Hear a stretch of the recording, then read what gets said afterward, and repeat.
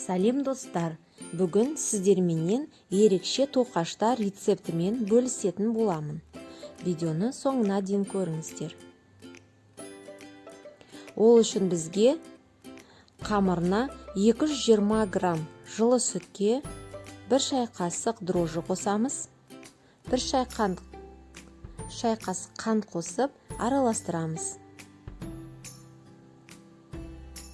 Енді 1 жұмыртқа қосамыз. 2 ас қасық құрғақ сүт қосамыз.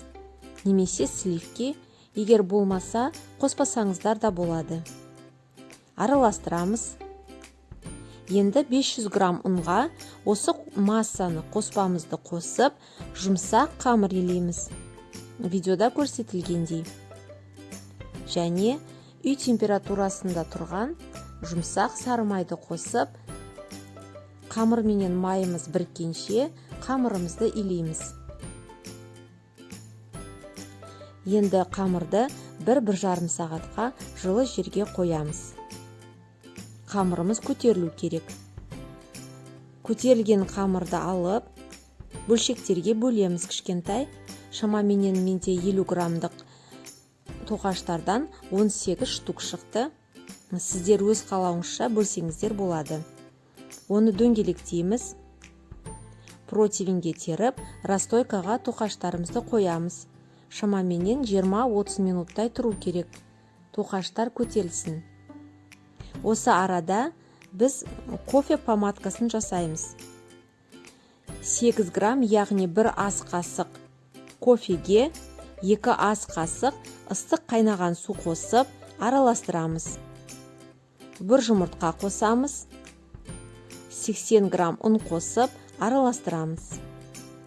Енді 80 грамм қант ұнтағын, яғни сахарный пудра қосып, біркелкі масса болғанша араластырамыз. Қою масса болады. Оған 80 грамм жұмсақ сары май қосамыз. Араластырамыз. Енді осы массаны кондитер мешокқа саламыз. Көтерілген тоқаштарды алып, үстіне помадканы құйып шығамыз, видеода көрсетілгендей. Егер ұнаса, жаңғақ сепсеңіздер де болады. 180 градуста 20-25 минут тоқаштарымызды пісіреміз. Біздің тоқаштарымыз дайын, өте дәмді, сырты қытырлақ болады, іші жұп-жұмсақ болады. Міндетті түрде жасап көріңіздер. Кеңес беремін. Отбасыларыңызға, балаларыңызға өте ұнайды. Дәмі тіл үйреді. Егер менің видеом ұнаған болса, каналға жазылып, лайк басуды ұмытпаймыз. Назарларыңызға рахмет.